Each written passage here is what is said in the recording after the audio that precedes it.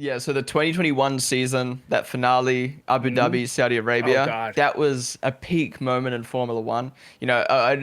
Controversy aside, like the moment itself, the emotions, everything was so high. And that 2021 Abu Dhabi stream will probably be one of the best streams I'll ever do because I had 2,000 people watching me, no raids, no front page time, just purely people tuning in to see my reaction and chill with me for that race. And like, you know, to give context, my usual numbers on a Grand Prix weekend is like 500. Hmm. So it was pretty much four times for that last race. And the chat was ballistic and like it was just the most insane, controversial, weird moment. Everyone in chat and it was yeah, like that was definitely probably the highlight of streaming for me.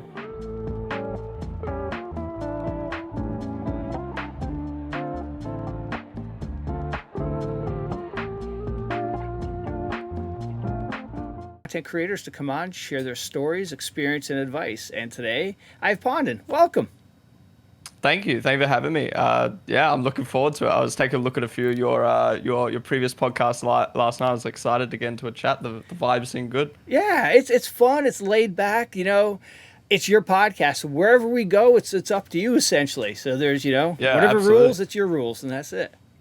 Yeah, I mean, I'm kind of looking to hopefully maybe do my own podcast soon. And Yeah. it's actually the second podcast I've ever been on. So I was like, well, there's no better way to kind of get the feel for it than kind of being on one yourself. So when you Yeah. shot me the invite, yeah, I was very appreciative. Now, do you have any idea what kind of podcast you want to do? Is it an interview or just to break down a certain topic or just a chill vibe podcast? Yeah, well, for me, I always look long term. Yeah. So for me, I kind of want to have like the overarching goal of the podcast to be kind of about people's stories. Yeah. But obviously, with the field I'm in at the moment, it would probably start very motorsport F1, Yeah. and then hopefully maybe down the long run branch out from there. So Nice. yeah, All right. So we the way we start things off, we start with three random questions just to get the juices flowing. So are we ready? yep, let's go. All right. So first one, favorite place you've ever traveled to? Or it'd have to be Las Vegas. Now, I haven't been yet since I've been 21, Yeah. but Oh, okay. yeah, I've been twice, thankfully, and it's such a cool city. I love it so much. Yeah. A lot of interesting people watching. Yeah, it's just like a big adult resort. Like everyone is there to be on holiday. Yep. And yeah, I felt very safe there. Yep. Just because of that reason. Like Yep. it's very tourist attraction. Yeah. Absolutely. All right. Second question. Best thing about where you live? Ooh, I was gonna say the people. Yeah. But in context, you know what I mean? Like, I think every country's like that. Like, the good ones are fantastic, but Yeah. then, yeah, yeah. Yeah, I think that, but also, surprisingly, the freedom I feel. Yeah. Like, I feel like we've got a lot of good things like healthcare and stuff like that, Yeah. which I'm very appreciative of. And yeah, so I think, I don't know. Yeah, I'd say the people All and kind right. of the freedom in that sense. Sounds good. All right. And the last one, what was the last movie or TV show you watched? Or movie, I just watched Scream 6. I like Jenna Ortega a lot, so I had to Okay. go watch that. But TV show, I just finished The Boys. Oh, And yeah, yes. I noticed Break said the same answer in his podcast. So Now, have you done all yeah, the seasons or just the first season? just I banged it all out in like Yeah. 3 weeks. So Wow. yeah, Yeah, such a yeah. great concept. Oh yeah, definitely. Like Yeah. it's I don't really like superheroes, but Yeah. like that it's not really superheroes, is it? It's more like yeah, it's more like a thriller, like Yeah. really gory and like yeah, it's Oh just yeah. really good. Absolutely. All right. So, where are you from? So I'm from Melbourne, Australia, Yeah. but I grew up in New Zealand for Okay. 10 years. So yeah, I say I'm Australian just because I've spent more years in Australia now, Yeah. but I technically grew up in New Zealand and kind of have like a little bit of a New Zealand accent and kind of that culture behind me. But yeah, Okay. then moved back to Australia, where I grew up high school years in Yeah. Melbourne. And I've been on the Gold Coast now for 4 years. Yeah, four Nice. years. All right. So now, what did you do before you jumped into this content creation and streaming space? Nothing really. Oh, Like okay. this is my first job. I've never had a traditional job. Yeah. So, yeah, it's kind of just been like working for myself. yeah, I finished. Well, actually, I dropped out of high school. Yeah. I absolutely hated school. I could talk about school forever. Um, yeah, I hated school. I knew exactly what I wanted to do, which was media. Yeah. Went and did a course for that. Then when we moved up here, I did a diploma in screen and media. Yeah. During COVID, yeah, so that was great. And then yeah, that's kind of what led me to content Oh, creation, wow. and I've been doing that since. Now, when did you know this is something you wanted to jump into? The media side of things, I hated school. Yeah. And I wanted to find something that I was passionate about, and I was kind of like a bit lost as well. Like Yeah. you're at school and you don't. I mean, I was just talking about how great Australia is, but I hate the school system down here. I think Yeah. I just hate the school system anywhere, to be honest. But yeah, I was watching Stranger Things, Yeah. and they had this show called Beyond Stranger Things, so it was like the behind the scenes of the show.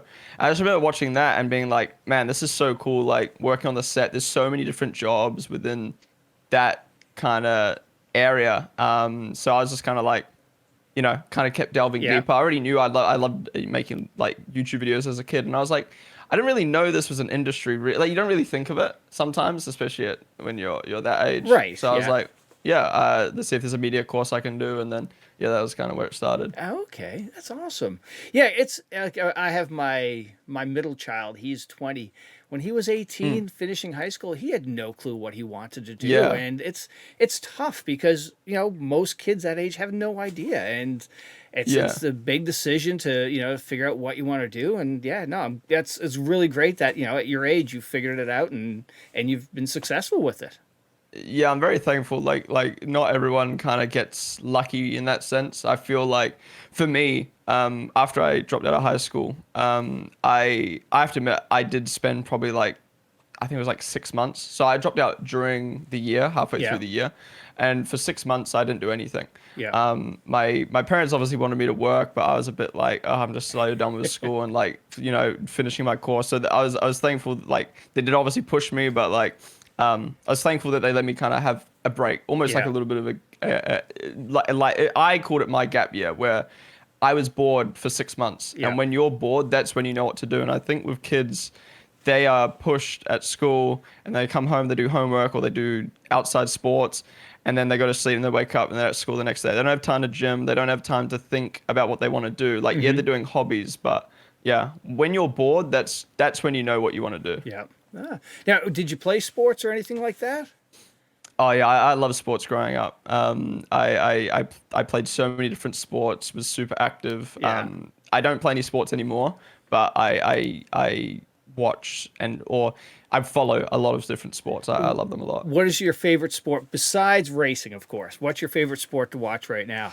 Or so growing up, I love football. Yeah. And Now, recently got hang on. We back have a into it world now. office here. A Oh, world soccer, stage. soccer, Okay, yep. yes. Sorry, soccer, yep. Well, we do call it soccer here, but Yep. since being on stream, I have to say football, otherwise I Yes. get attacked. So Absolutely. yeah, I'd probably say like football's probably like all time, Yeah. probably one of my favorite. But UFC, I love the UFC. Okay. I think yeah, UFC is great. All right. So let's start with video games. When did you start playing video games? So it depends what definition of video games is. So like my first console was the Wii. Okay, yeah. Got that for Christmas one year. Wii Sports and like even FIFA on the Wii and stuff like that. Yeah. So that was kind of my first video games. But first time like properly getting into video games would have been when I got my PlayStation 3. Yeah. In 2012. And yeah, first game I fully purchased on release day was Black Ops 2. Oh, nice. Yep. So that's the GOAT in my eyes, yeah. Absolutely. That game, the group of friends I used to play with, we would play Gunfight.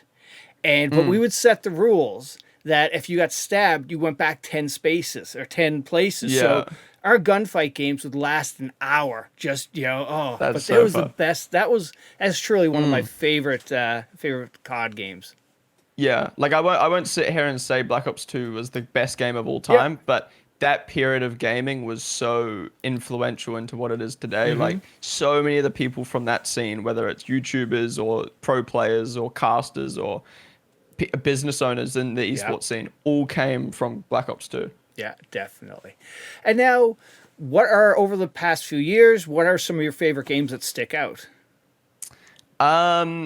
Recent years or just over no, my recent years. Well, recently I've only really been playing racing games. Mm-hmm. Love iRacing a lot. The F1 games have their problems, but when they work, I think it's a good place for Formula One fans to play. Yeah. Other than that, I haven't really played many games recently. I'm trying to think, but going back into my gamer days, like I could go on forever about so many different games. Well, I saw that you played CSGO competitively. Yes, so that was a big time in my in my life. I feel like I learned a lot from that game. Yeah. Now, what got you? What was your path to CS:GO? So yeah, I after the PlayStation days, I started playing more with my friends from New Zealand. So there was like a year where I kind of just had friends in Australia. But then my friends from New Zealand, or a specific friend from New Zealand, kind of reconnected with me, and we're playing Minecraft together. So we got into PC gaming, then slowly got into Daisy, and then Counter-Strike. And yeah, it's an addicting game because it's such a high skill ceiling. Like I could go on for days about, like, I think it's personally the best esport, or the best esport out there. And I could even go on a debate and say it's like a top 10 sport in the world. I think it's that competitive and that high of a skill ceiling. Yeah. So yeah, that's kind of where it like wrote me in. So yeah, I played that for probably like, yeah, almost 7 years. And now, from a competitive standpoint, so you played on a team, and you guys did you guys practice, and then what were tournaments like? Yeah, so keep in mind, like, it wasn't like professional competitive. Yeah. But it was a professional league. So in Australia, across all of Counter-Strike, there's a system called ESEA, or a tournament system called ESEA. Yeah. And they have open tournaments and then the professional league. I think there's like 12 teams in the professional league. In Australia, only like 7 of the teams are paid. So there's 5 slots for like amateur teams to qualify. Yeah. So anyways, I played Counter-Strike competitively, like in open tournaments and amateur tournaments for years. And my goal was always, I wanted to play one season of professional. Yeah. Anyways, the team I was kind of like subbing for or playing for, I was like, I want to get back in. They just dropped someone. I got the spot. And then one of the teams dropped out of the pro league, and we were next in line. Oh, so shoot. yeah, it was kind of like luck. Like, I just happened to join the team as they qualified for the pro league. So I played one season. Nice. It wasn't a good season. Like, obviously one of those 5 non-professional teams, but versing the top players in Australia, these 2 teams going off to play against the big guys around the world. Like, it was very competitive, and like, even though we lost, like, we had some good matches, and like, yeah, it was good fun. Now, when you were playing, did you notice a big difference playing, that high level of a team you were up against versus, the team you were playing on? Was it like that night and day? Yeah, like I think with any sport, you always come with that feeling of like, we can win this. And like, I remember we lost by 1 round to this one of the top teams, and we were like, man, like, we could have won. But like, I can't remember exactly how many games played, but I'm fairly sure we lost like all of them apart from like 2 or 3. Yeah. So it is very like, the pro teams and the guys who play all day and have that experience going to beat you most of the time. Yeah. But I've got a friend who from that team who's still playing, and now he's in one of the top 3 teams in Australia. So like, he's gone on and used that experience to continue. So yeah. And now, are you looking forward to the next one that's coming out soon? Yeah, I don't really like for me, I only really play video games when I'm on stream. So okay. Yeah, I'm looking forward to it, but I don't think I'll play it that much. Yeah. But for me, it's the skins. I have so many skins in my inventory, so I'm like, yes, waiting for the prices to keep going up and up. Oh, nice. Oh, all right. So now, when did the content creation aspect kick in? Did you stream first, or were you making videos? When I was younger, I loved making YouTube videos. So back in the Black Ops 2 days, GTA 5 days, when I was like 13, I'd make little videos on my camera and whatever. I remember I bought a cap card, and I was like the friend in the group who would like make the funny moments each week. And But my friend group really loved that. But as you kind of go into high school, it kind of becomes, like cringe and Yeah. whatever. So kind of stopped. But anyways, I always wanted to stream. I love Shroud. I love Summ1t. Always wanted to stream, but I didn't have the internet. The Australian internet is so bad, even Oh to this no. day. But to get internet capable enough of streaming, I wasn't going to get it till 2021.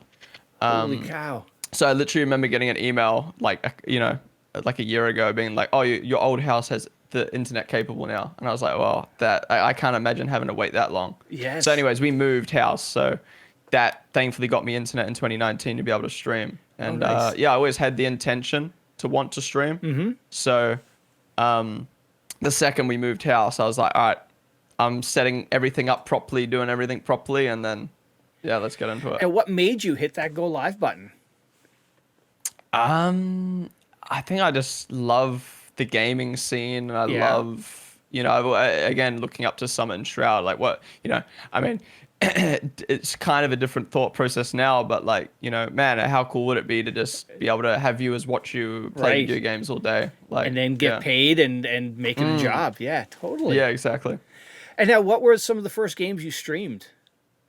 So first game I ever streamed was I actually streamed the first day, the release day of Call of Duty Modern Warfare, so the 2019 one. Yeah. So yeah, again, like I was like, all right, release date for COD's coming out. I want to start streaming on that day. And yeah, it was also the same day Shroud left to Mixer. Oh shoot. So I remember waking up in the morning and I was like, yes, I'm so excited to do my first stream today. Oh, Shroud's left, my kind of like hero. And I was like, should I stream on Mixer instead? But Yeah. yeah, thank God I didn't. Yeah. No kidding, right? And now, over the years, what have you been streaming on Twitch? So I kind of did EFT for a little bit. It's still Yeah. one of my most streamed games. And then I got into Formula One around the same time as I started streaming. So started playing the F1 games. And I noticed there was a market there. Like I loved F1, Yeah. but obviously at the end of the day, like I wanted to make this a thing. So the more I started streaming, the more I realized like most of my audience are Formula One fans and kind of like mix it up. And then, yeah, it's pretty much just been Formula One, iRacing, Yeah. other little racing games on the side, and now my favorite and most important part of my channel is the real life Formula One content. So Yeah. kind of away from gaming, but still in that kind of sphere. Nice. And now, since you hit that go live button, what have been some of the harder things to learn or to adjust to? Sitting there and that, sitting for long hours, essentially, no human to human contact. You're really just talking to a chat. Yeah, I think that's very hard. I think when I'm on stream, it's very natural. Yeah. But in real life, it's a bit different. So yeah, it's again, it's changed. It's kind of evolved recently. Like I'm way more comfortable in real life now. But I think that's a hard part. Is just so on stream all the time Yeah. that when it comes to real life, it's a very different environment. But other problems, I mean, man, there's so many problems with streaming that people don't think about. Like coming back again, like, oh man, I want to be a streamer, but then when you actually do it, you realize like, wow, like, there's people I've always streamed with a face cam since I got one, no stream without one. But Yeah. you see some days people don't turn it on, and for me, it's like, oh man, I don't feel like going live today. Like it's like there's Yeah. that side of it. You just don't want to be on camera or whatever. Yeah. Other things is like, well, I play so much stuff on stream that when I'm not streaming, I don't want to even be on my computer. So when I Yeah. stream, I'm very solo. I don't really have people on my stream. So then when I'm not streaming, I'm not really talking with friends and stuff. So you kind of like lose that connection of Yes, I've gaming heard and stuff that. with friends. Yeah. Yeah. And now, what are some of the higher moments since you hit that go live button? What are some of the highlights for you? Or I mean, I just absolutely love talking to chat about anything. Like I like, if taking Formula One aside, like I'd love to just go live and chat to people all day. If I could do that and it'd Yeah. be viable, then I would. Like, that's why I love Formula One so much. Is like I can talk, I can waffle with people in chat whilst it being about Formula One. It's kind of like the best thing. Yeah. Highlights though, like I mean, most recently, like joining Red Bull, that was always a dream of mine. So it's probably like my biggest highlight. Specific on-stream moments. I don't know how much you know about Formula One specifically, but But do you watch much Formula One? So I go way back into the Schumacher Villeneuve days. We're talking we're not Yeah. talking Ralph, we're talking Michael. And back when, Formula One, it was different back then. And then we had a long gap where it just sort of came along, and then the last 5 years, 4 years, it's just exploded back up. Oh So yeah. yes. So yes. Absolutely Yeah. love So Formula One. yeah, so the 2021 season, that finale, Abu Dhabi, Saudi Oh Arabia, God. that was a peak moment in Formula One. Controversy aside, like the moment itself, the emotions, everything was so high. And that 2021 Abu Dhabi stream will probably be one of the best streams I'll ever do because I had 2,000 people watching me. No raids, no front page time, just purely people tuning in to see my reaction and chill with me for that race. And like, you know, to give context, my usual numbers on a Grand Prix weekend is like 500. So it was pretty much 4 times for that last race. And the chat was ballistic, and like it was just the most insane, controversial, weird moment. Everyone in chat, and it was like that was definitely probably the highlight of streaming for me. That's really amazing. An organic number to, from, like you said, 500 to 2,000, no raids. Before that, had you been rated to have those numbers before, or was this your first time hitting, like, into the thousands? It was my first time naturally doing it, Yeah. so it was weird. But I kind of prefer that. Like this is what I love about Twitch is when someone's watching your stream, 99% of the time they've chosen to watch it, and they could choose to click off. True. Whereas, you go down the rabbit hole of YouTube, it's a bit like sometimes videos get shoved in their face. Yeah. Most of the time they still choose to click it, but you get those people. But then you get to TikTok, Instagram Reels where it's forced in their face and you just get, comments or like, oh, what is this? Like, so yeah, for me, it's a bit different. I know that most of those people are there to watch me. Whereas a raid, it's a bit of a different feeling. But to answer your question, I got raided by Summ1t in, I think, November, so probably a month before that. Oh, shoot. I can't remember timelines. Yeah, I think it was the month before that I got raided by Summ1t with 10,000 or 8,000 viewers. Holy crap. That was insane. Yeah. I mean, again, it was an idol of mine to then raid me when he was doing some iRacing. So I've had those numbers before. But Nice. yeah, for it to be natural, like that was, I couldn't believe it, to be honest. Yeah, actually, I was watching Summ1t, I guess maybe a year or 2 years ago, when he was in this iRacing. He was doing a lot of iRacing, and he ended up, Tony Kanaan was hopped on his stream with him and was giving him pointers on racing. And it was just like, that's such a cool thing. And only on Twitch could you get somebody of Tony's caliber, and all of a sudden here he is, playing with a gamer. It was awesome. Yeah. No, when I was a really small streamer, for some reason, I think it was just because I was streaming a lot of iRacing. I got invited to this invitational, and it had Tony Kanaan in it. Shoot. And at the time, I didn't know who Tony Kanaan was, but people were like, "Oh my God, IndyCar race winners in your Indy 500 race winners in your lobby!" Like, man, and yeah, it is insane how the sim racing world can kind of bring that together. Yeah. Like, I mean, last week I was doing open lobbies on the F1 game with Enzo Fittipaldi, F2 driver. Yeah. Like, I can't really think of many games where you can like kind of play against people in their own element like that. Like, yeah. Now, when it comes, from a Twitch standpoint, seeing your numbers, grow, going from, like you said, the smaller numbers when you first started streaming, where did you start seeing momentum? Was it when you started doing the F1 content? Up until recently, I think like the momentum was always there with Formula One. Now it's a bit more like saturated with creators and streamers, and Formula One. I'm not going to say peaked, but obviously it's had that big initial hype. Now it's about kind of like growing that audience with the people who are there. Yeah. So I've kind of had momentum since I started. Like it was like, 1 viewer, 3 viewer, 10 viewer, and then kind of getting into F1 stuff, 20, 50, then I was partner, and then just kept growing. I think it was, there wasn't really like a point where I was like, it just, it was just kind of always been. You just had that gradual increase. There wasn't a time you were hitting 20 and then like, you changed something from a streaming standpoint or started streaming something different, and all of a sudden you're up into the 80s and 90s. I think the F1 game releases each year.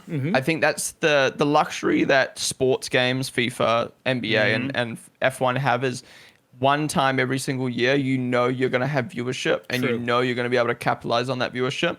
So I know for me and a few other creators, like, or most creators, we know that like that is the time to grind, that is the time to bring in your audience, and the Yeah. rest of the year is just about putting on good streams, I guess. Yeah. And now, what is your Twitch partner story? When did you Yeah, find I always out? want. Yeah, I always wanted to be a Twitch partner, and I got to about 60 average doing F1 stuff, 60 average viewers, so you obviously need 75. Um, and I think everyone admits this. When you get close, you start to kind of like, okay, we're just going to focus on getting partner now. And that was kind of the same thing with me. I loved iRacing, but um, yeah, it was right before the new F1 game came out, and I was like, okay, we'll just put iRacing on the side for a bit because I do get a little bit less viewers. We'll just focus on F1 for the month, and then yeah, we hit it. So got partner, and then yeah, that was kind of the story there. Now, where were you when you got the note? Was it an email? Did he come on stream?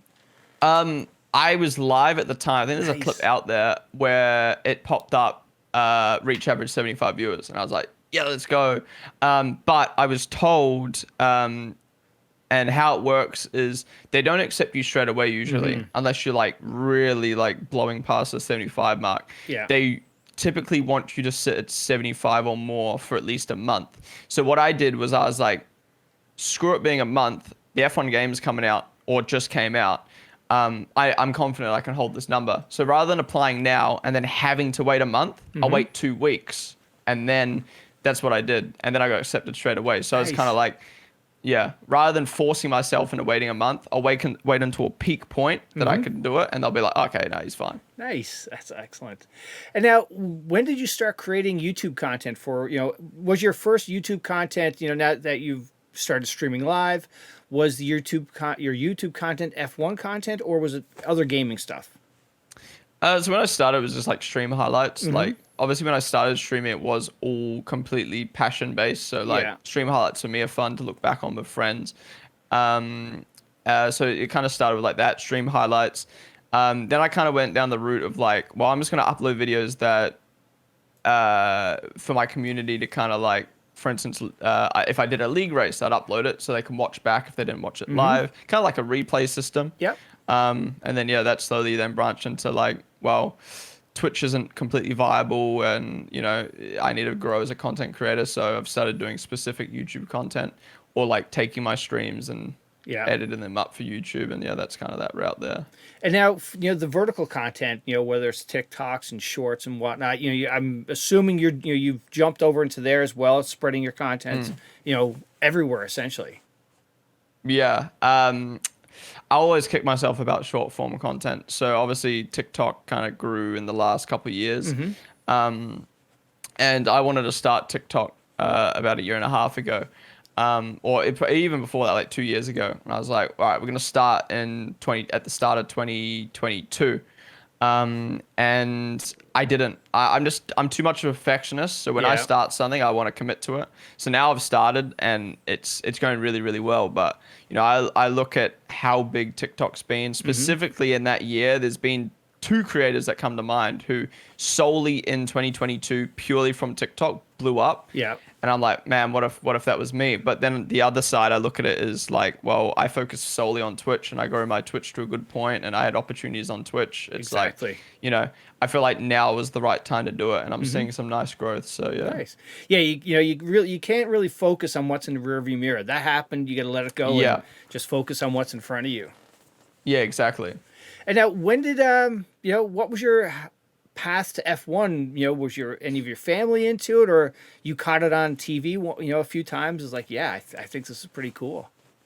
So when I was a kid, we went to the dirt. We lived like 10 minutes away from a dirt speedway. So that was like the only motorsport connection I really had as a kid. But yeah, again, growing up, I love sports. Like, absolutely love sports. And then yeah, one night I was just sitting on Netflix, and I saw the Drive to Survive thing pop up. The Drive to Survive little thing pop up on Netflix, and I was like, oh, this looks cool. I'll watch this just randomly one night, and then yeah, it was Drive to Survive that started for me five seasons ago. So Yeah. Drive to Survive fan, but at the end of the day, like I've watched every session, every session, every Grand Prix since, and like, I've dedicated thousands of hours. Like, I hate that term of like Drive to Survive fan. Like, just because Yes. that's what got you into it doesn't mean It's that's not a the only bad thing. way you watch Formula One. No, Yeah. it's not a bad thing. The thing about Drive to Survive, it created fans just like yourself. You got hooked into it, and now you've jumped into it. You're full on fledged racing fan, turning into a career now, and that's it's there's nothing wrong Yeah, with like saying that you found F1 through Drive to Survive. Yeah, like there's definitely Drive to Survive fans out there who only watch the show and then Yes. say they're a Formula One fan. I don't think there's anything wrong with that. But, there's a very big difference between those people and the people who came into the sport but then branch out into the sport itself. So, yeah, I've just always been a fan of sports. So when Formula One, when Drive to Survive came around, like it really hooked me in. Like I tend to watch more real life content anyway than fictional content. So, yeah. And now, through all of the different tracks there is there a certain favorite track of yours that you like, you got it circled on the calendar? Yeah, so I've obviously come in recent years, so I've seen a lot of Bahrain, and Bahrain's produced a lot of races. So for me, Bahrain's up there. Yeah. And I love Saudi Arabia. The track Saudi Arabia at the moment. It's been such a good few races, and I think that's exactly what a track needs in Formula One. Yeah. So yeah, probably those two stick out, and then your traditional like Silverstone and Yes. Brazil. But yeah, Bahrain and Saudi Arabia are probably my two favorites. Now, are you excited for Vegas to see what that's going Yes. to be like?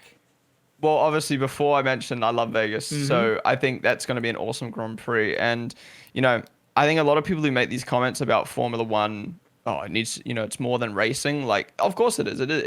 It's only about racing. Like, of course it is. That's the heart of it. Yeah. But when it comes to a Grand Prix, until you attend a Grand Prix, you won't really understand. People won't really understand that like that being at a Grand Prix, it's about the experience. Yes. And I think that's what Las Vegas is all about. Monaco is all about. Like, I understand it's a bit more of a higher class Grand Prix to go Yes. to, but it's about the party, it's about the atmosphere, and Las Vegas will deliver in that sense. Oh, absolutely. The only track I've been to so far is the Montreal race. And again, just like you said, Yeah. it's an experience.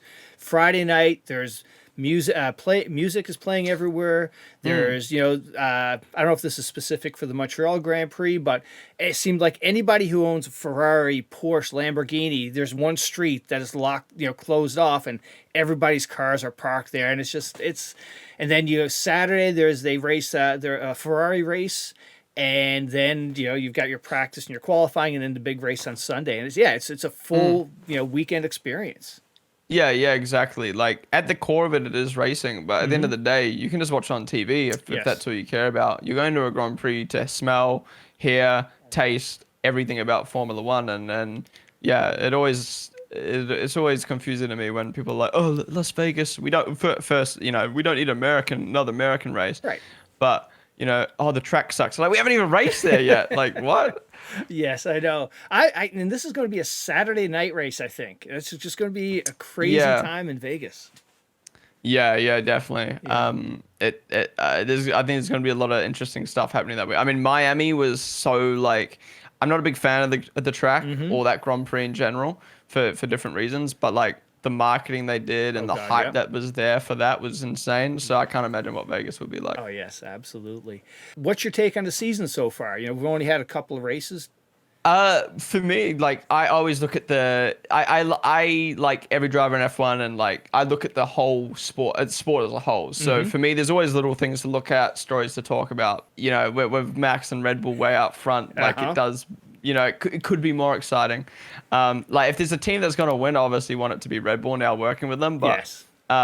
at the end of the day, like I don't want them winning by this much. I want close races. And like if you took Max out of the championship, it would be such a good championship Yeah. with so many different people fighting for that win. Yeah. But that's the way the sport is, right? That's how it is. And you got to look at the different things. Like, so it's obviously could have been better, but I think we've had some like 3 pretty good races so far. Yes, absolutely.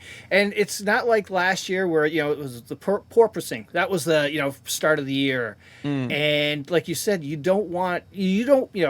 as a Red Bull, part of the Red Bull team, you would love for see, Max go right ahead and win it. But as a fan of racing, it kind of fizzled out at the end of last year because the last few races were like, okay, it's Max has got it. So Yeah, I was shocked because two of the best races were at the end of last year, Brazil and USA.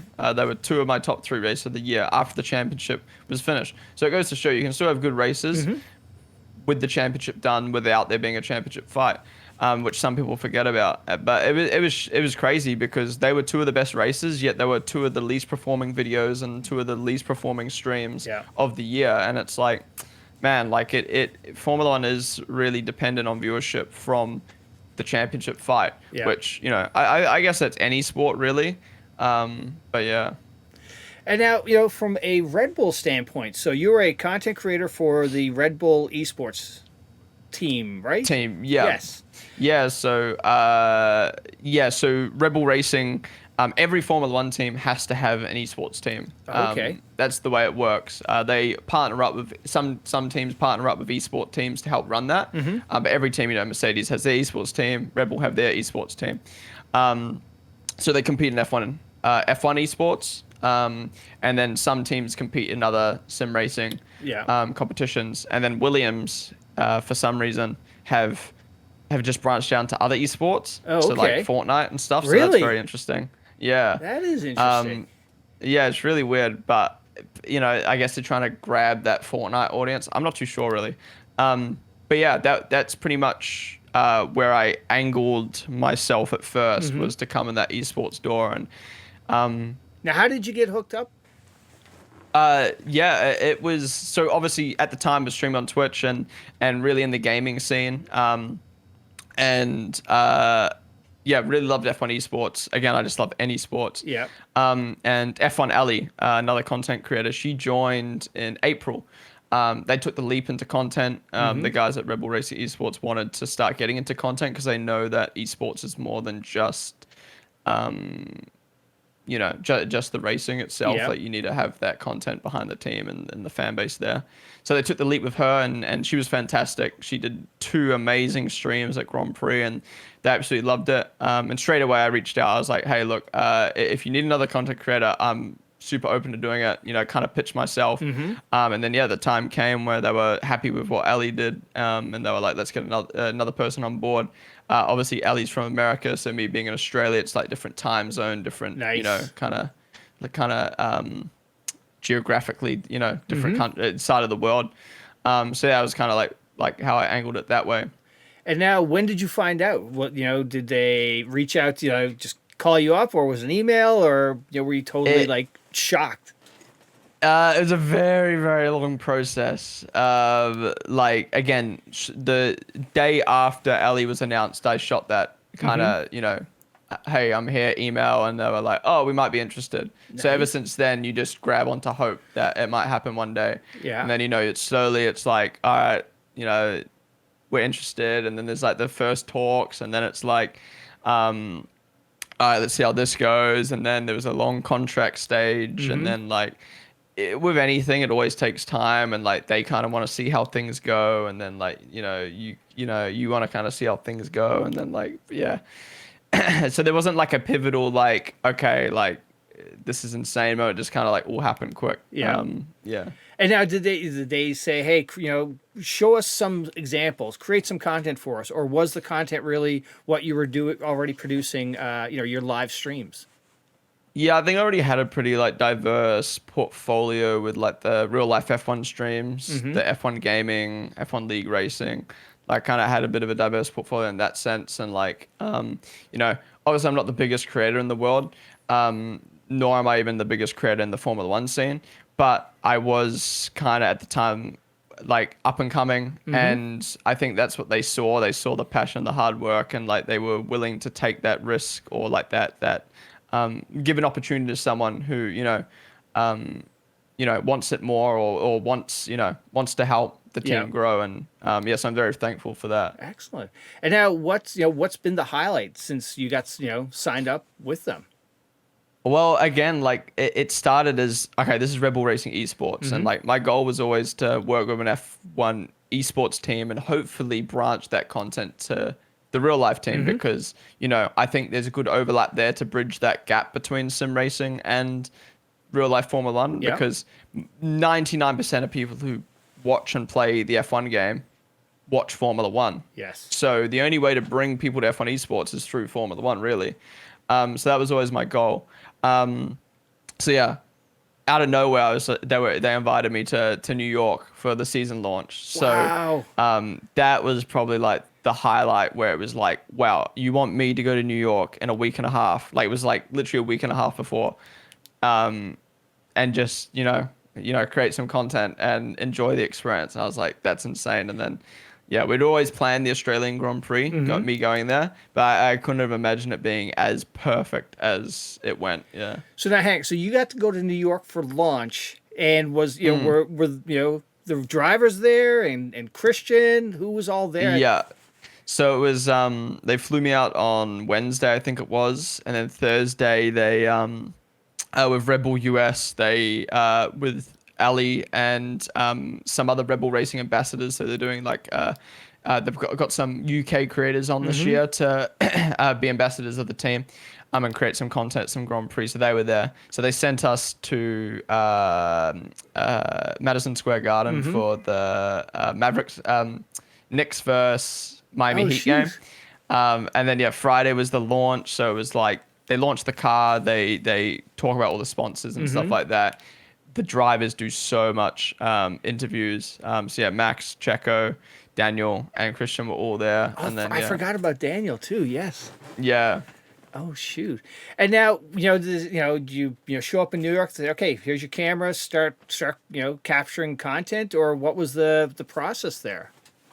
Well, yeah, it was more just like, go experience the event and capture the content you want. That was my first ever time, properly doing something with Redbull Racing. Yeah. It was my first time being at an event where I've been sent to it. So it was very like, it was very insane because it was like, if you're gonna, there's no better way to kind of learn something than in the deep end at the hardest point. No So, kidding. yeah.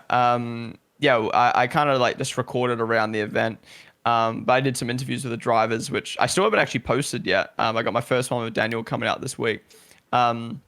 So yeah, recorded some content, but it was more just about experiencing the event and like kind of capturing it from my own POV. But I learned so much from that, which I took into the Australian Grand Prix. Yeah. So yeah. So now, how are you able to just not like explode with excitement? Because here you are, you go from Formula One fan, and now you're living it. Here's you're talking to the drivers now. You're living the whole experience. Yeah, I can't really like describe it. Like it's just been really like surreal, obviously. But like I don't know. I think it's that kind of like sense of professionalism. Like you've got you can't just freak out and lose your, like obviously I get very, very nervous and anxious, but like in terms of like fanboying over someone or like, you do have to kind of keep it, reserved. Yeah, you got to keep it cool and just like, hey, Max, Daniel, Yeah, exactly. But there is a line though. Like I remember my boss at Redbull Racing, Joe, he said to me like, dude, like you're a fan of F1. Like if you feel some way, show it. Like if you're doing a hot lap, like, and it's insane, like scream and swear and whatever. Like you're enjoying it. So there is that line where like, part of me doesn't want to be too like over the top, right? Yeah. But you also need to show those emotions because if you just show up and you don't care, like, I mean, at the end of the day, I do care, so you got to show that. Exactly. People like seeing the passion and the heart. They don't want to see fake or just like monotone videos.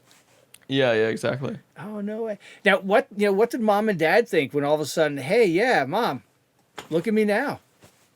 Yeah, I think the New York trip kind of really like, with friends, family, like it really did kind of like, wow, okay, so he's not just streaming in his bedroom, like Right.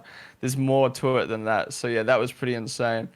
Yeah, my parents have always been like very supportive of the stream and the content I went down because, circling back to how I first got into it. So I was doing media at my course and. That was the year of COVID. So I finished my course and I wanted to go into live events. And obviously with COVID, there was no events happening. So I was like, well, look, I think I had like 3,000 followers on Twitch at the time. And I was like, look, I'm not going to have any chance of making any money this year. What's the point in spending a year when I could spend a year trying to give content creation a go? And they were like, yeah, that's understandable. So they gave me a year to do that. And yeah, I was able to grow it to a nice point. And then it was like, all right, let's do another year. And then it went well. And then another year. So it's kind of just, yeah. It's So in that sense, they've always been supportive. Yeah. Yeah, it's awesome that you have that. You know, it's so important. So many other content creators that have, you know, that have come on, whether it's the spouse or, you know, the, you know, family, mom and dad. It's just, it's so nice to have that support backing behind you, because it's, you know, you can take that risk knowing that, hey, if something happens, you know, it'll, you know, it will work out. As much as it is about the parents, it's also about yourself having to show them that. So, like where it was with Counter-Strike or YouTube or streaming, always showing them videos and talking to them about it and kind of teaching them. Like I have a lot of friends who are like, oh, my parents won't let me do this. And I'm like, but have you showed them what it actually is? Right. Like, no. It's like, well, you know, you know, the parents are kind of sometimes pretty closed-minded, you know, so you got to kind of open their eyes to it. Like, yeah, because they have, you know, I can tell you right now, most parents, if they just think their kid is just playing a video game, they don't know if he's creating content, working on his brand, you know, all of those things. And like, meeting new friends. Yeah. And like you said, you know, sharing that with your parents will, you know, it just, good things will happen. Yeah, exactly. Like, and it just, you know, just opens their eyes to it, and they see the, you know, they see the actual world of gaming or content creation, whatever it may be. So now after New York, I saw, you know, highlights of you at the Australian Grand Prix. What was that experience like? That was insane. Like that was like New York was again very I was very anxious first time in it all, but it really set me up for the Australian Grand Prix. Like I came into that feeling really good. Yeah. Obviously there was still things I needed to learn, like being in the paddock and working with the team closely and but like when it came to interviewing drivers, like, okay, I know how this works. I know how that works. You know, meeting people, like, you know, again, I came straight from high school. I've never worked a traditional job. So just meeting people and networking was new to me. And yeah, like the way I describe it is like the Australian Grand Prix turned out exactly how I wanted, but there was so much to learn from it. So that's the perfect thing. Like if you can come away happy, but then also with so many learning points for next time, like that was ideal. Like, yeah. Absolutely. And now something I asked Ash Vandelay when she was on, well, you know, she was doing a lot of, you know, she was doing some NASCAR stuff, and I was asking her, what do, you know, at these races, what do the traditional media, you know, people, you know, the reporters think of, you know, what you're doing? Most of them probably have no idea what esports is, or, you know, streaming and you know, that aspect of content creation. What's it like in the F1 space? It's in like specifically Formula One itself. I'm not too sure. I think they're kind of opening up to it. You know, I think we're going to see some big changes with F1 Esports this year. Yeah, they've kind of realized the potential with that. I think we've seen it with their TikTok and stuff like that. But just the Formula One scene as a whole, like, man, you know, they're in the paddock that weekend. Like Australia is a small region. Just in the paddock that weekend, I saw so many creators, just TikTokers, you know, like whether it was one day in the paddock or like myself, all 4 days in the paddock working with a team. Like there's just so many people getting cool opportunities, shooting cool content. That's excellent. And just as a whole, like, you know, every team almost, I honestly think every single team has had a creator at some point. We're only 3 races in, but like every single team I think's had a creator create some content with the team, whether it's a little sponsored segment or interview with the drivers or going to the season launches. So yeah, I think they're very open to it now. And I think, I mean, Formula One and the UFC are so ahead of the game with their marketing. You know, they were the ones who invented the YouTube highlights, the YouTube channels, the ones who have really pushed social media. And I think they're ahead of the game with TikTok and YouTube as well. Yeah, because I was curious, because you got a lot of your traditional reporters, F1 reporters, you know, and all they're looking around, it's like, who are all these kids? Where did this come from? You know, because, you know, they've been doing it for, you know, 20, 30 years. And now it's like, you know, just, you know, for them, it's got to be a bit of a shock as well. But it's really good that you have, you know, the teams embracing, you know, the content creators. Yeah, I think teams have realized that, well, reporters don't really sell us. You know what I mean? Like Yeah. they're just there to report the story and even sometimes make up crap Right. about what's happening. Whereas having a creator or a YouTuber or influencer or whoever come in and work with the drivers, like that sells merch, that sells the team, the Yeah. brand, like for instance, Ali in New York, she did an 8 second TikTok with Max. It was so funny. She was like, "Oh, I don't know if I should do this. Like, I'm nervous," but she was like, "Okay, I'm gonna do it. This is how we're gonna do it." Everyone around her was like, "Oh, this is a bad idea. Like, Max isn't gonna want to do this," and he filmed it, and it turned out Oh, perfectly. It's got good. like 8 million views or something, and like you read the comments, man, this one TikTok makes me like Max more, and that's Yeah. exactly an 8 second TikTok made people like Max more than a whole season of winning a championship. Yeah. Like, well, that's an exaggeration, but like you get my point. Like, even with Max winning a championship, people don't get that feel of who he actually is. But one singular TikTok with Ali, and people are like, wow, he's actually like a normal guy, Yeah. like. And that's where reporting is just very like basic. So Yeah. yeah. Yeah, when Break was on, we were talking about his days at Red Bull, and he said, Mm. yeah, he'd sit down with Max and they'd talk Call of Duty, and it was just like, yeah, he's just a Yeah. regular gamer guy. Yeah, Max is so cool. Like I've always liked Max, but since being around him, like Yeah. he's just a normal guy who likes his gaming and like loves a good chat. And the thing I love most about Max is he cares about the staff. Like he doesn't treat people around him as you work for me. Yeah. He treats everyone as like we work together. Like even the 5 minutes I had with him, the guys were setting up the camera and he was talking to me about supercars and we're talking Yeah. about Abu Dhabi and we're talking about different stuff and it was just yeah. Excellent. Now, I have to ask you about a tweet that you put out with you and your Red Bull dad, Christian. You guys, Yeah, yeah. it's the similarity. There's like, oh my God, it is. And now, did Christian see that or? I don't know. That was a funny interview, the one with Christian, because he was very like he just did like 4 hours of interviews, Oh and then God. you can imagine what it's like then. Like, oh, I'm gonna do even more with these guys. Like, but no, he was super good. Oh good. He was chill. Again, I haven't posted the interview yet. But yeah, I didn't get to speak to Christian too much. But yeah, one of the clips from that interview got posted. And all the comments are like, "Is that Christian Horner's son? Is that Christian Horner's son?" I was like, "What? How?" Like, I guess Yeah. because we're both like blonde or like off blonde and got Yeah. a beard and whatever. And then yeah, so I tweeted it, and then everyone's like, "Wow, it actually does. You do kind of look like Christian." I was like, Yeah. oh, "Okay." I mean, Oh, that's awesome. So now, what are you going to be? Hopefully hitting any more races during the season. Nothing is planned, like nothing's locked in. It all depends on what F1 Esports does this year, because Yeah. there's some pretty cool plans hopefully happening with F1 Esports. Um, but yeah, it all depends what happens there, and yeah, again, there's nothing locked in, but I'm hopeful we can get to one more. Yeah. I would love to get to Singapore just because that's the next closest Grand Prix to me. It's Yeah. kind of like later on in the year. Any events that you're a part of coming up? When whether it's the iRacing stuff or esports stuff, e-racing stuff. No, so I haven't really touched sim racing a little bit. It's Yeah. it's been weird. I'm just kind of waiting for a new rig to arrive and for the new game to come out. Again, I've literally got no plans for the rest of this year. Absolutely none. Like Australian Grand Prix was kind of like the all right, like we need to make this work, and it really went well. And Excellent. yeah, so hopefully that will set up some more stuff at the end of the year. But as of right now, nothing's planned. Okay. No. Cool. Now, are you going to be doing a DreamHack or anything like that? It sucks is because I love the Australian Grand Prix and just I've really loved doing events. Like it's just it's great meeting new Yeah. people and traveling.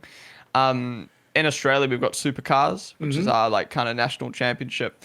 Every single event lines up on an F1 Grand Prix Oh, weekend. shoot. Now, obviously, with that being my main content, Yeah. like I go live all 3 days, I then make a YouTube video out of it. That's my main content, so I can't really Yes. miss it. DreamHack lines up on a Grand Prix weekend. shoot. MotoGP lines up on a Grand Prix weekend. Oh God. PAX lines up on a Grand Prix weekend. So it's kind of like, man, like I can't miss that many No. Grand Prix. So I'm probably just going to pick one event and be like, all right, I'm missing the Grand Prix that week. But I haven't decided which one yet. Nice. All right. So. Oh, actually, Supercars is coming to my local city. Oh, no way. The Gold Coast. Yeah, so I'll be going to that. Yeah. That's that'd in be November good. though. So yeah. What kind of content do you focus on? End of the season till sort of the season picks up. 2021 through to 2022, I just stuck to doing iRacing. Mm-hmm. Kind of focused on that. Yeah. That was good. And obviously the 2021 Fallout, like the viewership was really, really good. So it was kind of like, it was almost like no off season really in 2021. Like Yeah. the season ended and then it was like, all right, 2021 wrap up content. iRacing and F1 game numbers were good. And then all of a sudden the new season was here because we had the new cars as well. Yeah. Like, that end of 2021 to the start of 2022 period was so good. I really hope we get that hype in Formula One back at some Yeah. point, because like people are still watching Formula One, but that hype just isn't there. And like, it's not because it's peaked or people are bored or anything like that. It's just natural when there's not a championship fight. Right. Yep. Absolutely. But yeah, this last off season, I was like, well, I've been doing this for a long time now. There's nothing happening. I need a break. And, you know, like you mentioned, that kind of the end of this championship kind of tailed off. So I was like, so I took a month off. Good for you.